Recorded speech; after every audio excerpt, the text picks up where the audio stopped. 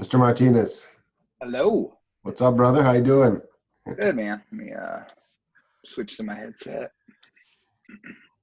How do I sound? Nice background. I gotta get my bookshelves into my office at some point, I think. Or at least put some token book on the wall, you know. Maybe I could change it up every time. Cool, man. I got my coffee. Indeed, indeed. Feels bright and early, like more bright and early than I think normally because of this COVID thing. I've been staying up later and later, getting up later. That's not my normal habit at all. How about you? Feels. Um, I suffer from not being a sleeper in general. I mean, Yeah, you know, me too. I mean, before all this stuff, I'll stay up till 2 in the morning and still wake up oh, at 6. So no shit. Okay. But you yeah, drink a lot. You drink a lot of coffee. I do. And I mean, Uncle Sam ruined me on sleep. Yeah. Ever since I got out of the army, like 4 or 5 hours of sleep is plenty for me. Like I'm up by 6:30 regardless, what And time I when go to bed. you do sleep, do you sleep pretty solid? Yeah, Yeah. yeah, for that small window of time, yeah, it is solid sleep. So So you do realize the whole length of the show we're going to talk about our sleep patterns? good. Yeah. That's yeah. Deep Maybe it'll stuff. maybe it'll lead people to a nap and Yeah, help yeah, them along in exactly. this Yeah, the journey of finally getting a good night's sleep. We all need that. indeed. So cool, man. Thanks, brother Joe Martinez, for coming on the show.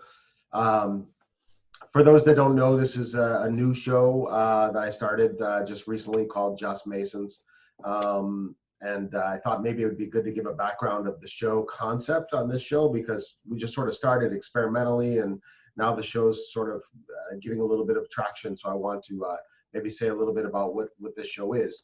Um, Essentially, it's a show where I talk to Masons, Masons that I know, Masons perhaps that I want to know, some prominent, some not. It really doesn't matter.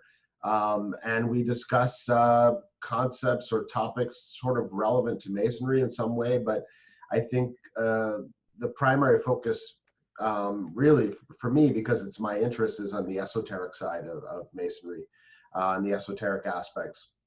So that's what I try to delve into a little more. Sometimes we warm up the show with just some more pragmatic, mundane discussions about, how did you get into masonry? Where are you from? Tell us a little bit about yourself. And then eventually we go into some more deeper discussions around symbolism or mythology or, wisdom traditions, initiatory traditions. And so anyway, and I also want to keep this show very relaxed and just basically like a couple bros chatting and having coffee in the morning, which is exactly what is happening right now. So on that note, so I have today Brother Joe Martinez, who I've known off and on for about, I don't know, a year or something maybe. We run into each other at various Masonic events. He's also in Virginia, near Manassas, and I'm in Ashburn. So yeah, Joe, I'd like to start just by learning more about you.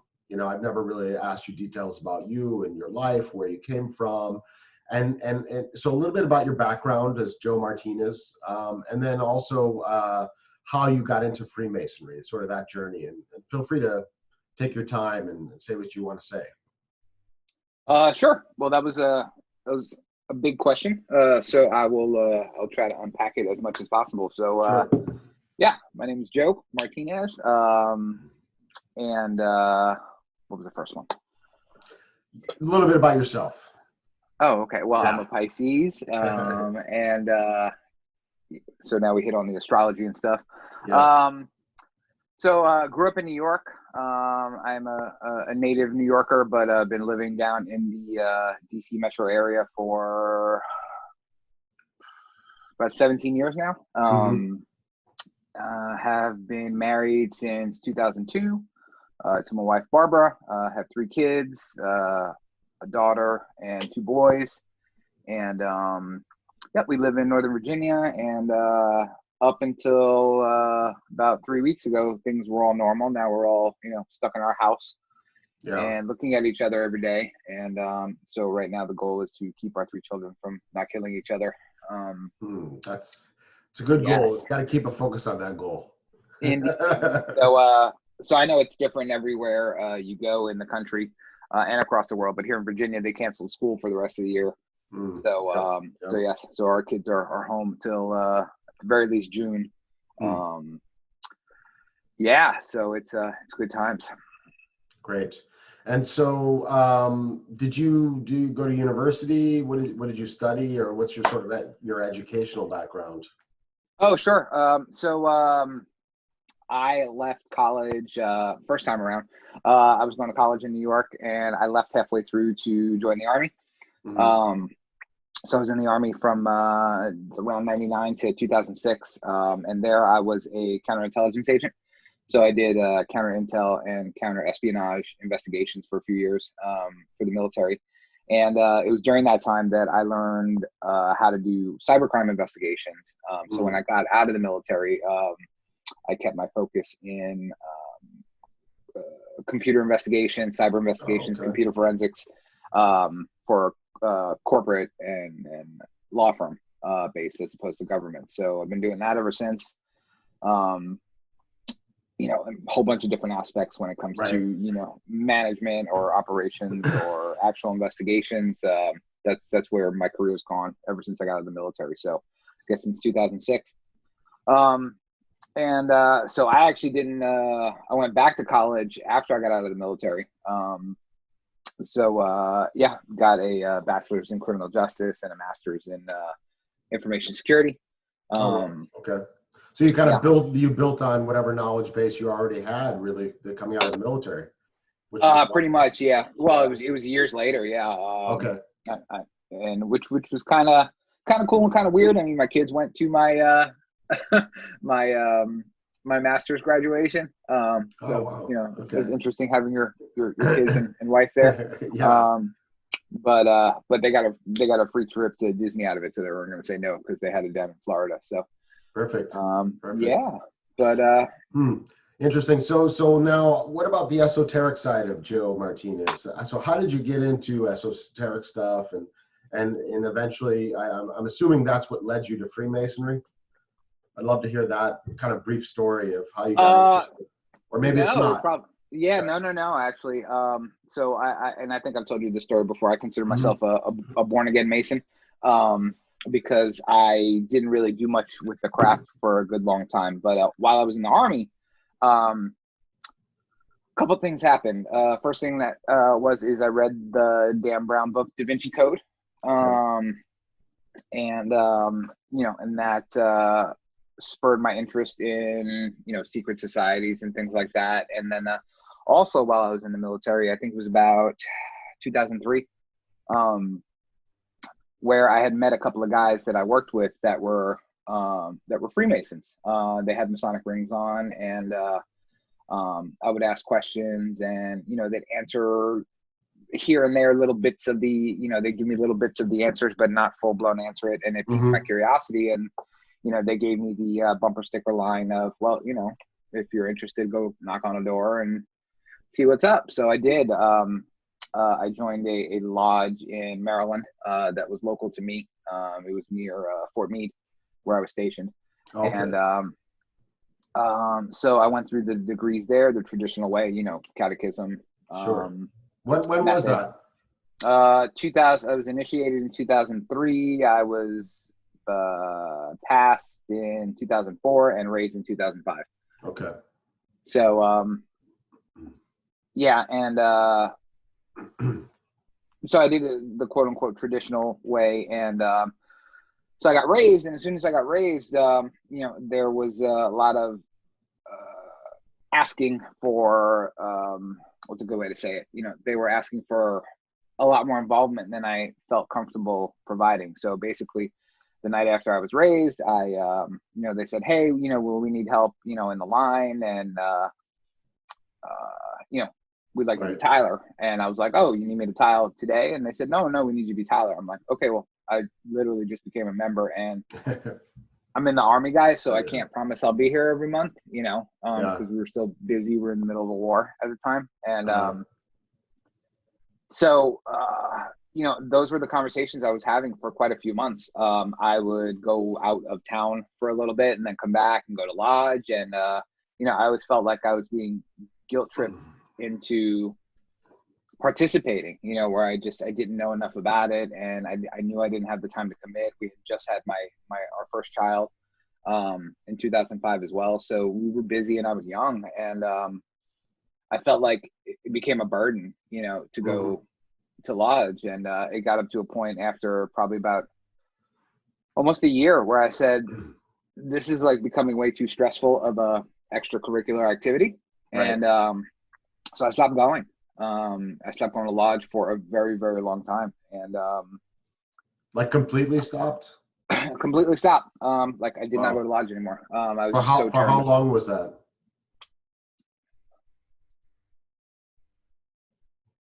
Roughly almost 9 years. Wow. Okay. That is a long time. Wow. Okay. So you basically kind of left the craft. I mean, were you still paying dues? Yep. Okay. Yep. And so yeah, and the way I got back into it was totally on a lark. It was I was driving so at the time I'd worked in DC/Arlington, and I was driving back from Arlington, and you live here, so you know how awful the traffic is. Yeah. So one day I was driving home during rush hour, and 66 was a complete parking lot. So I decided to take the back roads one day, and we had just moved out to where we live now, and so I wasn't familiar with all the back roads. So I'm driving along, and I'm driving through Manassas, and I stopped at a light, and I look to my right, and I see a sign for a Masonic lodge, and I'm like, oh, okay, I've been to one in a long time. So I'm stopped at the light, and I can see the lights are on, and I was like, oh, this is interesting. And then I pull up a little bit past the light, and I see that there's cars in the parking lot, and I'm like, oh, what's going on? So just for, shits and giggles, decided to actually pull into the lodge, and I walked in the door, and I introduced myself, and there was a bunch of guys there. It was Monday night, so they were doing ritual practice like they do every Monday night. And I'm gonna tell you, man, I walked in and I felt like I had never left. I instantly felt at home. And everybody I met there was so welcoming and so nice. And I immediately got that sense of family to it. So to be fair, I had told them my whole story, and I said, based on tonight, I'm super interested in getting back into it. And but they had given me the recommendation that we give people who are petitioning our lodge. It's go check out some of the lodges, see if because every lodge has its own little flavor and atmosphere. Yeah, you got to figure out like which lodge and which brothers you resonate most with. And, and so I did. I went to a couple of other lodges, but I immediately felt at home in Manassas, and I was like, no, this is it, man. I want to. That's it. It is a get great back into it here. It is a great lodge. Yeah, and it's interesting that when you were drawn back, by seemingly by chance to that lodge, it was the lights that were on that drew you to it. Indeed, yeah. Indeed. You're drawn by the light to come to the lodge. That's awesome. Absolutely. But yeah, so right after that, I jumped back into Masonry with both feet, man. I joined everything I could. I became the joiner, so I joined every appendant body I could very quickly. I got in line, and that's where I started to look for more resources, because my lodge is a great lodge, but it has that same smattering of people that you see pretty much everywhere. You've got guys that are interested in fellowship, you've got guys that are interested in camaraderie, you've got guys that are interested in education, usually a smaller subset, and you've got guys that are just there for dinner and a laugh. So I think that's a pretty consistent pattern most places where you go. There are a few exceptions, but I definitely got drawn to the education aspect of it. So I started to look online, and that's where I found podcasts like TMR and Whence Came You, and I started to devour all of these resources. So every time they said they mentioned a book or an author or something, I would read. And I'm a speed reader, so I crush books very quickly. Wow. And Well, that's amazing. So I've always been a very slow reader. I've been, ridiculously slow since I was a kid. And I think some of it might have to do with an attention problem. Like, when I was in high school, I remember, reading a paragraph. And by the time I got to the end of the paragraph, I'd realized that my mind was wandering somewhere else. And my eyes were going over the words, but nothing was computing. And so I had to go back to the beginning of the paragraph, and I would keep having to repeat. And so I've become a good reader now, but I'm still a very careful reader. I always try to read sentence by sentence to make sure I understand before I go to the next one. So that ends up making me a relatively slow reader, I think. So the fact that you're a fast reader is interesting. So when you, are you able to understand and read fast, or are you skimming? Or is it kind of in between or something? It depends on the material. Yeah. So if it's something heavy like Pike, Right. I'm definitely not reading quickly. Yeah, I'm exactly. definitely rereading bits. Sure. But I'm definitely one of those readers. If I'm reading a physical book, I'll definitely highlight stuff or I'll bookmark stuff. Okay. Right. During my when I was working in DC, I became an avid Audible reader. So I would, especially with really long, crappy commutes, I would knock out 1 or 2 books a week just in my commute alone. So I started to like Audible, but the bummer about Audible is they don't have lots and lots of esoteric content. They have a very small niche of what's there and available to you. But I mean, whatever I could absorb and get my hands on, I would do so. It really just started to, I started to find my niche in Masonry, and it was definitely on the esoteric side of things. So much so that, what I love in reading and researching the most is the whole process of initiation and how initiation worked in not only the craft, but also in other cultures. So, you start to see a consistent pattern across time. And so that really became the focus of lots of things that I read about and write about and that's right. do presentations about. So perfect segue. So yeah, let's think about esoteric stuff. One of the things I thought I wanted to get your perspective on was the Esotericon event. I was just thinking about that this morning. I was like, oh shit, Joe was part of helping organize that and during the formative times. And I was at the first event, the first Esotericon last year. So I'd love to hear, just briefly, I don't want to delve into this too far because I think we have some mythology and stuff we want to discuss. But just briefly, like how Esotericon came about, from your own vantage point, what your experience was with that. Yeah, so that's a really quick story. So a bunch of guys, mostly from Virginia, had been previous visitors at the Ezekiel Bates Masonicon that's been going on for about 5 years now.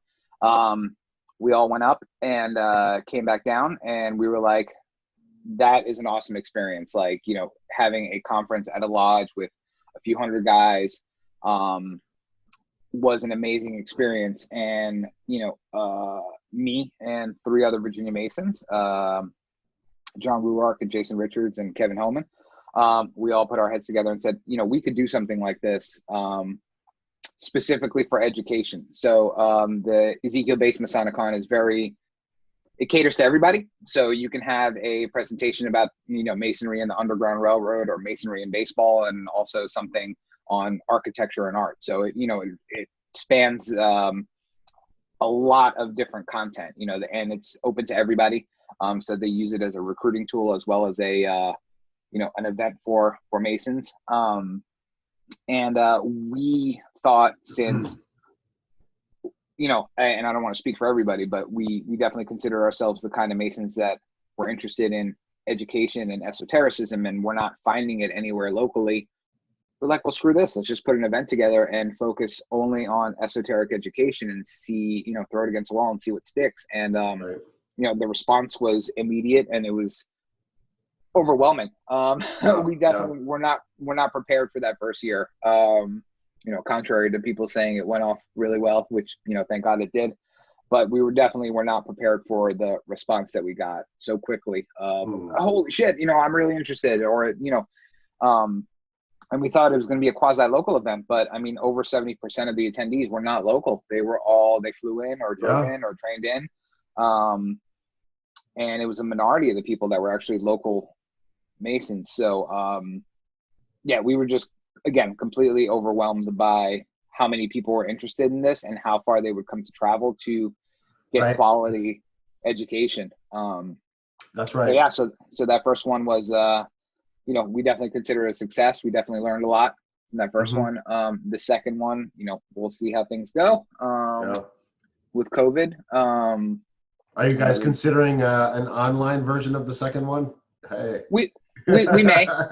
You never know. We have been discussing it. I mean, Ezekiel Bates is, theirs is in the middle of April, so they're definitely going to switch formats for that one. Oh yeah, and there are quite a lot of conferences this year. Robert Johnson has his in Chicago in September, so hopefully that one will, we'll stay. There's you got Camp Masonry, you got Cooperstown Masonicon. They just had one in Tampa. Right. So there's definitely quite a few conferences this year that are going to be impacted by the coronavirus quarantine. So we'll see how it goes. So we haven't decided yet. It's still a couple of months away. Absolutely. So we'll see how things go. Fingers crossed. So yeah, so I had the sort of privilege to watch you present a couple times. Your presentation that's titled "Common Threads and Ancient Initiatory Rites of Passage from Sumer to the Craft Lodge," which I thought was a great overview of sort of the timeline. I mean, you went from the Big Bang all the way up to modern day Freemasonry and sort of the development of different initiatory schools throughout history and how they may overlap and or how they sequence. And I thought that was really great. And that's a study in and of itself, and particularly how these common threads are passed through and may morph and in their form over time, but yet the sort of message and the symbolic meaning might actually stay the same to a large degree. And one of the things that struck me on your timeline is, a lot of people think about after Egypt comes Greece, and after Greece came Rome, right? That's this very simplistic model. But in your timeline, you had, between Egypt and Greece, you had mentioned Crete and Mycenae. How do you pronounce that? Mycenae? The American translation is Mycenae, but in Greek it's actually Mycenae. Yes, my daughter actually corrected me in that one. She said I've been pronouncing it wrong. I think you were there that night. My daughter, it was an open presentation. Yes. My daughter was there, and she got up and corrected me halfway through. But she's that was what she corrected. I remember her correcting you on some pronunciation. Yeah. So was that one? Oh. Yeah. So her and I, the year before, we had gone on a school trip to Italy and Greece, and seen a lot of the ancient ruins. And it was actually right around the time we had planned that trip, because again, it was a school trip, so it was all, educational based. So, you're up at the crack of dawn and you're going to bed really late and you're just doing tours, and it's all scheduled pretty rigorously. And, so I wouldn't call it a vacation. It was definitely an educational tour, but we had, right around that time, we got our ancestry.com test results back. My wife and I had, that Christmas, we had gotten them for each other, just for shits and giggles, just to see, because my mom is from Chile and my dad's family was originally from Spain and Gibraltar. So I thought I knew what my background was. And I mean, I almost shit when I saw my results. When I got my results back, I actually was 40% Mediterranean, and it was not Spain/Iberian Peninsula. It was Greece and Italy. So there you go. Yeah, so like 2 weeks before that, we got our results back. So my daughter was like, "Oh my God, we're Greek. That's awesome." So she enjoyed the trip a lot more, having a cultural background in it. And but yeah, it was phenomenal. And I mean, when we were in Greece, we saw all the ancient ruins. We went to Delphi, saw the Temple of Apollo, and the Oracle of Delphi, and saw at the museum in Athens. We actually were lucky. They had a exhibit on Eleusis there. It was not part of the tour. They took us through the main museum, so it was extra money to go. But I recognized, it was all in Greek, but I recognized Eleusis. I'm like, oh, so I asked somebody who spoke English. I'm like, what's that? They're like, oh, all these artifacts we brought back from Eleusis. We're having a side exhibition, and I'm like, holy shit, that's awesome. So my daughter and I paid the money, and we went on that, and that was phenomenal. Ever since I got back from Greece, that's all I was consuming was stuff about Eleusis and the Eleusinian mysteries and its chronology in terms of other cultures, and how initiation morphed over time. But Eleusis was definitely the epicenter in the Hellenistic world. Okay, Joe, hang on one second. My son is knocking. I gotta tell him. Hang on, I'll be right back. No worries. We'll edit this part too, maybe. Ooh, I'm on the phone. I can't talk or anything, so don't. Yeah, tell Alex to come down. Okay. All right. Sorry about that. No worries. So, yeah, that must have been an amazing trip. Yeah, it was a blast. Very memorable. Very much so. So yeah, I mean, there's so many connections, when you talk about common threads through these initiatory rites. And I think one of the connections that I'd love to discuss with you more, brainstorm about, is the death and rebirth. Whether it's a descent into the underworld and then coming out of that, coming back up out of that descent, or Osiris being torn apart and then put back together, or Dionysius also torn apart and put back together. I mean, you have all these myths of a sort of a death or a descent, a fall, and then a coming back together in perhaps a new form. What are your thoughts on just that concept of death and rebirth, just generally? I mean, what comes to mind? So that really is the essence of initiation, right? So initiation is the process of becoming part of a smaller subset of the community, right? So it's not for the masses, it's for the select or for the few, or and it involves one of the things it involves is exactly what you said, that there's a depending on whether you consider it mythology or history or what have you, it's a ritualistic death, whether it happens for real or whether it happens symbolically. In most initiatory practices, it happens symbolically, where it's a ritualistic death, where you gain knowledge or gnosis or light upon your rebirth or your resurrection. So each of those ancient cultures treated that a little bit differently. So you're going all the way back to Egypt. So Egypt specifically, their initiatory rites were king-making rites, right? So they all retold the story of Osiris, his death, his reintegration, and his resurrection. But it was kind of a weird resurrection, right? Because he didn't resurrect back into a human body. He went to the afterlife after he was reintegrated, but he did have a sort of rebirth when Isis had Horus, their child, and he actually avenged him, and then became the new Osiris. So it started a lineage of king making, and that was the primary purpose of initiatory rites in Egypt, right? It was that king making ritual. So you would make every new king, upon the death of the previous king, they would become Osiris, and their son would become Horus, and that's normally how the lineage of kingship traveled in Egypt, at least in the early dynasties. So a lot of the stories you see later, leaving Egypt and moving to Babylon, moving to Crete, and then eventually at Eleusis, and then in a small part, with the Orphic mysteries as well, you see that story of there is some sort of death and there is some sort of rebirth, and upon that rebirth, there's a passage or a transfer of knowledge or information that makes you a more enlightened person. That's right. But again, that really coalesced, at least for the Western world, with the expansion of the Eleusinian mysteries. I mean, that's for almost 1,000 years that became the center of West initiatory practices. So that's right. Yeah, I mean, and you also see this idea of the cycles, these repetitions, whether it's through this king-making process or the myth of Persephone and Demeter having to go back into Hades, the underworld, a third of the year, every year.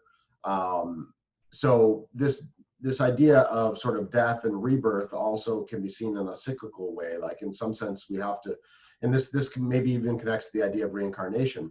That we physically do die and come back again, in a literal sense also. And yeah, so I see connections to alchemy also. Like I don't know if you've heard of that maxim in alchemy, solve coagula, which means dissolve and coagulate, come back together. When I think about the myth of Osiris being cut up in a bunch of pieces and then the body put back together. It reminds me of this idea in alchemy that you first have to sort of break yourself down, and sometimes it takes a crisis to get you there, but something will get you there, whether it's a midlife crisis or whether it's COVID-19 or a car accident, whatever. But or it's just life experience building up to the point where you reach a sort of what is it called, a critical point or a turning point. Juncture of some kind where there's that buildup, that maximum buildup, and the change needs to occur. And so usually what happens psychologically is there's a breakdown. Maybe I think it's called Negrito also in alchemy. This dark period, the dark night of the soul. Maybe you become depressed. You start to realize you have a lot of faults. You finally start to take a look at yourself in the mirror honestly. Instead of denying when people criticize you. And that's a hard period to go through, and that's kind of the breakdown, the fall apart, and then you have to figure out how you're going to reconstruct yourself. How can you free yourself of these patterns and habits of your personality, of your ego, that are not freeing you. In fact, they're holding you in place in a way you don't like, you're not comfortable, you're not happy in. How do you break free of all that and then reintegrate in a more spiritual way? And I see that sort of as that death and then reintegration and rebirth process. And I know in a lot of these initiatory rites, you go through that as a symbolic experience, but it's still up to you after going through that to actually do the work. Absolutely. And I mean, like I said, that all really congeals for at least as much as we know with the Eleusinian mysteries, right? So right. You want to talk about cycles. I mean, their cycle, you had the lesser and the greater mysteries, and they were all cyclical based. They only happened at certain times of the year. You talk about the story of Demeter and Persephone. That's how they explained to the masses the changing of the seasons and, the dying of the earth and its renewal in spring. But again, you only participated in those mysteries at certain focal points in each year. The Orphic mysteries, a little less so. I mean, the Orphic mysteries happened right around the same time as the Eleusinian mysteries, though not for as long. But that quickly, unfortunately, became mysteries that were participated in by the elite of society. The Orphic mysteries, whereas the Eleusinian was broader, right? It was broader. They definitely had a selection criteria. It wasn't just for everybody and their mother. Right. A lot more people participated in the lesser mysteries than participated in the greater mysteries. So you had that outer circle, inner circle kind of thing. Right. But the most comprehensive ones were definitely the ones held at Eleusis. And even the Orphic mysteries were held in Eleusis for a few hundred years. So again, that really was the place where all these different stories congealed into one. And another thing you mentioned before was the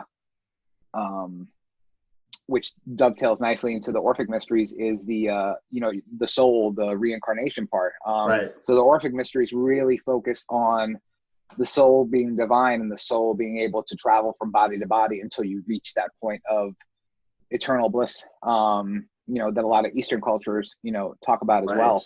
Right. But that was specifically that probably I would say is the line of demarcation where that's right. The Orphic mysteries specifically dealt with right. your death and your soul being released from the body and either moving to a new body, in a new birth, or finally moving, Yes. into the heavens, quote unquote. Yeah. It's a really interesting story. I mean, the story of Orpheus, and feel free to correct or add. I know some basic things about it, but Orpheus, was an amazing musician. Had, I think, a lyre that could really touch the soul of anybody who heard it. And his love, I forget, was it Eurydice. Yep. Eurydice. Yeah. She apparently got bit by a serpent on her heel or something, and had to descend into the underworld, Hades. Mhm. Hades. Very similar to the story of Demeter and Persephone, where Persephone, in that case, goes to the underworld. So there's always this idea of the fall of some kind of. Well, she didn't go per se. Right. Right. That's another thing. Yeah.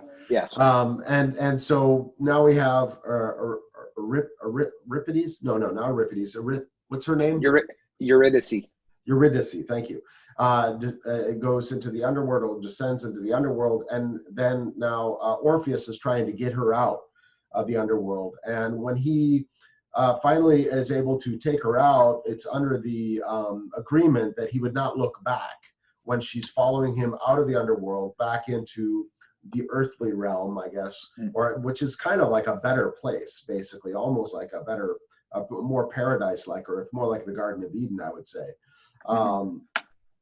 He's not supposed to look back. If he looks back just once, then she has to go back into Hades. And I guess on his way out, he's almost out, or he comes to the last veil, the gate, right? And he looks back to, out of, I don't know, just thinking anxiety. Anxiety, thinking he's out, and checking on his wife, and immediately she has to go back into Hades. And that's such an interesting story. And it makes me think, I mean, the first thing that comes to my mind is, I mean, all this stuff about Hades. I mean, we have the idea of hell in modern Christianity and in some other religions where it's actually a physical place you go. But some look at it more symbolically, that hell is more like a state of mind in this world. You can go through a terrible, hellish life, if that's what's meant to happen to you, or that's what you need to experience. And there's a way of coming out of that also in life, by shifting your path or the way you think about things. And so I kind of see it more on a symbolic level. So when I think about, her falling back and his final look back, it's almost makes me think that, you're going to be coming back to this world, and you're going to have to go through experiences until every last drop of whatever lesson it is you need to learn has been obtained. That's every last drop. Way to look at it. You know what I mean? Absolutely. And the fact that he kind of at the last minute just edged back means he's not quite, the experience is not quite over yet. Well, I mean, and you can take that different ways. I mean, when I read that story, what that tells me is that Orpheus did not have complete faith in the gods, and that's why he turned around to make sure she was still there, right? So he learned his lesson the hard way of faith. Oh, you don't want to trust us? Well, screw you. Exactly. Yes. You don't want to have complete and utter faith. We're taking back that which you love the most. Right. But yeah, that everything you said is absolutely, you'll see in, again, the different mystery plays that came out as a result of, the Hellenization of Europe. And again, it was back to your point about being cyclical. I mean, it was a cycle. I mean, Orpheus has way more stories than are contained in the mysteries. I mean, he has a really interesting and messed up life. I mean, you could unpack that on an entire show. Right. But again, back to the point of, the mysteries aspect of it. Again, the only bummer for me was it became a much smaller select group, and it had a specific purpose that was not to, ultimately it became something like, a lot of your Mithraic cults, after the destruction of Jerusalem and stuff like that, they became for the wealthy, for the elite, for the select, and started to really lose their true purpose. Like your Bacchus cults, really started to, that's where you see a lot of that stuff that people accuse ancient Romans of, the orgies and the boozing and all that stuff. That's where a lot of that stuff came from, where it really was the wealthy that had the time and the money and I guess the wherewithal to get into stuff like that. And it was actually frowned upon. They outlawed mystery cults for a long time as a result of really debaucherous shit happening during, your bacchanals and your Bacchus festivals and things like that. So, yeah. So, I mean, I think that a lot of people understand, I think, the idea that you need to sort of die and be reborn in some sense spiritually in this world. And you need to go through that process of overcoming your personality, your personal limitations and flaws, and you need to develop yourself morally. But I think so many people struggle to actually achieve that and do that because it's really hard to break old habits. Whether it's a bad temper you may have. I mean, now I'm getting kind of practical. But I mean, have you yourself personally had any luck with particular practices or techniques that have helped you overcome some of your own personal flaws in life or things about yourself that you don't like that you'd like to change? Has there been any approach you've used that's been successful? Well, I think, I think a big part of this, I'm definitely not going to say I'm successful. This is definitely it's a journey. A lifelong process. Yeah, right? Yeah, exactly. But what's worked for me, I think first of all, you have to be cognizant of it, right? So you have to have that self cognitions that I know there's things about me that I can change or that I can improve or that I probably need to work on and shave those rough bits off, getting back to smoothing that ashlar. Right. And I'm gonna have those things till the day I die. I know, but just the fact that I'm cognizant of them and I'm aware of them, does set you apart from others. Because that's that whole first step in transformation is first understanding what you are and what parts of you can probably be best left behind. Right. So the fact that I know it is great. Do I still have those flaws? Absolutely. Sure. Does me being aware of them help me to work on them in an active way? Absolutely. On a daily basis. So I think that that's that first step towards self-actualization, right? The awareness. Absolutely. Because I think the majority of people go through life and are not aware of their flaws, or if they are, they don't want to spend the time to look at their own flaws. That's right. So, without taking that long, hard look at yourself, you're never going to change. And some people don't want to change, and that's okay. Yeah. But for those that know that there is something more to this world than, just the accumulation of wealth or, the tangible things that you can hold that bring you joy, Right. to know that there's something better later. It does give you a starting point to look at yourself and see, well, how can I better shape myself? Whether it's through faith or through symbology or through, self-actualization or meditation. Right. Yeah, absolutely. I mean, that's something I just started to get into, I'd say, in the last 6 months. But I absolutely enjoy it.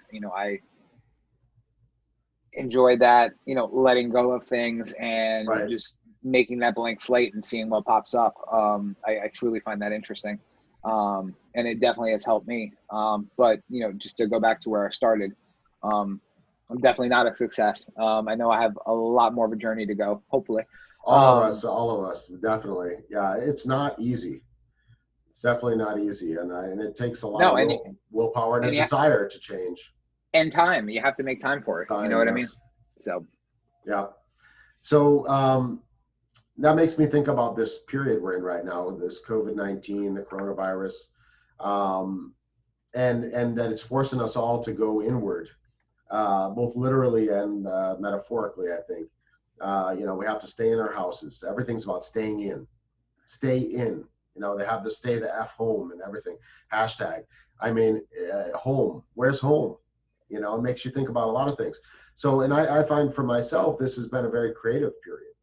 I actually am enjoying a lot of what's happening personally. I mean, I'm not enjoying the fear, right, and the insecurity that we're all facing, and I'm not enjoying, thinking about the fact that many people are very sick and dying, and that's horrible.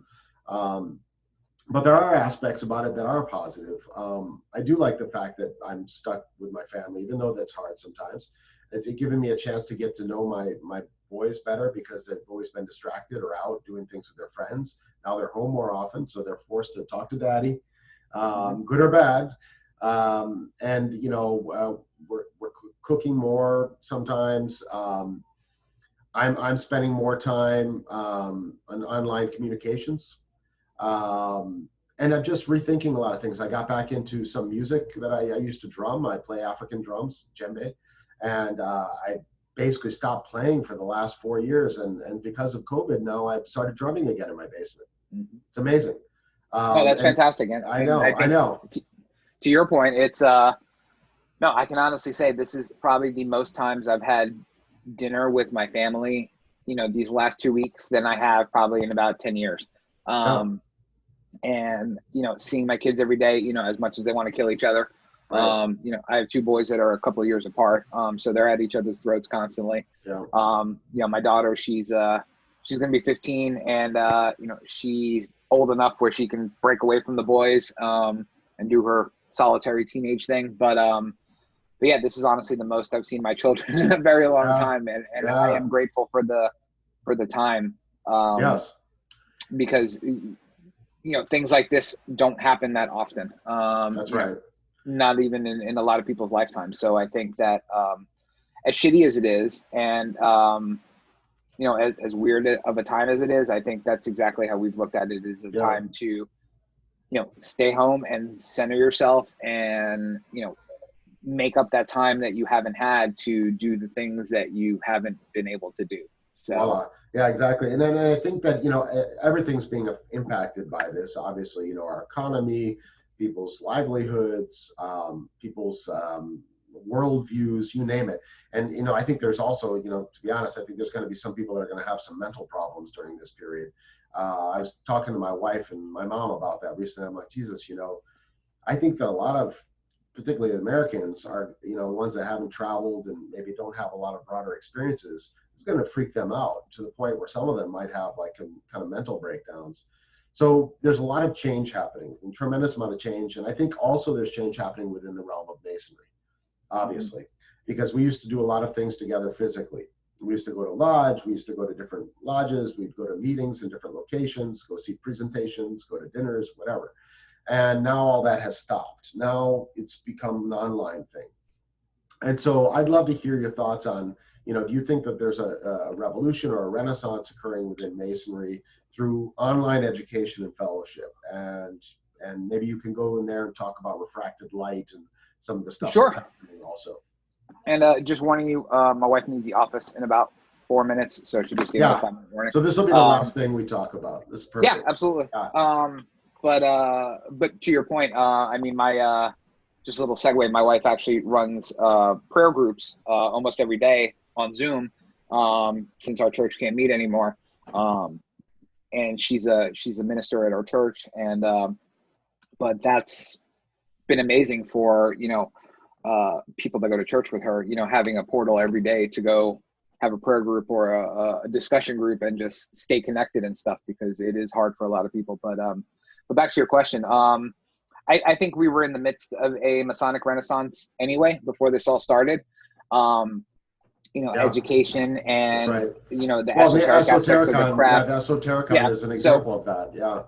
Yeah, and that really started to engender interest in the more philosophical aspects of the craft, which really is my primary focus in life. I'm not there for the the green beans and the the so-so dinners and stuff. And I always sell it like this. I need a really good reason to be away from my family for 8 to 10 nights a month, or however, how often or how busy you are in the craft. That's true. And, just going and listening to bills and the reading of the minutes and having shitty green beans is not enough of an excuse for me anymore. Yeah, no, I hear you. But yeah, no, I think we already started to have that, that rebirth or that renaissance. I think this crisis has actually expanded on that and shown people that, wow, you can still do things in Masonry without physically being there. So, lodges don't have to go dark. Lodges across the country and in most places in the world have gone dark just because you can't gather in large groups. And the demographic of most Masons is, they tend to skew older to those high risk categories of people. But I can tell you right now, in the last 2 weeks, I've been involved in more Masonic education in an online form than I have the last 2 years of physically going to lodges. Same here. It's been amazing how, I know I've seen you every night. Yes. It's just been amazing how that's transformed. And I think what it's going to do is give, virtual or online Masonry less of a stigma, hopefully, in some of the, in the eyes of some of the decision makers, because you and I are not decision makers. We're way too young. We're way too open-minded. So, oh, thank you for calling me young, by the way. Indeed. Well, you are. You and I are definitely skew on the younger side when it comes to Masonic demographics. But yeah, that's true. That's true. It's the wind is changing, and I think for the better. What this will look like in 6 months, I don't know, but people knowing that it's okay to meet online and to discuss online and to do things online and to have education online, because at the end of the day, there's nothing secret in Freemasonry that that really is a secret, right? I mean, you've got your signs and your grips and your words, big whoopee. You can go Google that shit. We know what the real secrets of Freemasonry are when done correctly, and it's nothing you can't discuss in an online forum. And it's it's more, are you ready to receive them and listen to them and make them a part of your life, as opposed to, did I give someone the right handshake or the right word, or all that superfluous shit, that's not transformative knowledge to know what the sign or grip or word, or even a detail of a word and ritual. I mean, what's going to really change people, and what really is the true secrets of Masonry, which can be discussed, like you said, is the wisdom aspect. What's the meaning of it all? And that's an area of debate. So who's to say, even, if they said, oh, well, those are the secrets, well, okay, which one of them? So if we're going to talk about, for example, the symbol of the circumpunct, the circle with the dot in it, is there one particular symbolic interpretation of that someone would say, that's the secret one, don't ever say that one? Who's that person to make that judgment? Well, it's impossible. I mean, you're right. It's all subjective. And to your point, I mean, we ascribe certain things to certain symbols as a teaching tool, but that's not where the actual secrets lie, right? It's, when you get right down to it, at the end of the day, it's taking those lessons and applying them to your life and having that transformative moment of revelation in your life. That's it. That's it at the end of the day. And the shitty part is that the majority of the people that go through this world, Masons included, don't realize that. And that's true. Hearing my wife come downstairs. So okay, all right, Brother Joe Martinez, this has been awesome, fabulous show. Thank you so much for taking time this morning. And here's a cheers. Do you still have your coffee? Boom. Virtual cheers. And we'll meet again periodically and do some updates. Indeed. All right, thanks, brother. Have a great day. All right, man. You too. Bye bye.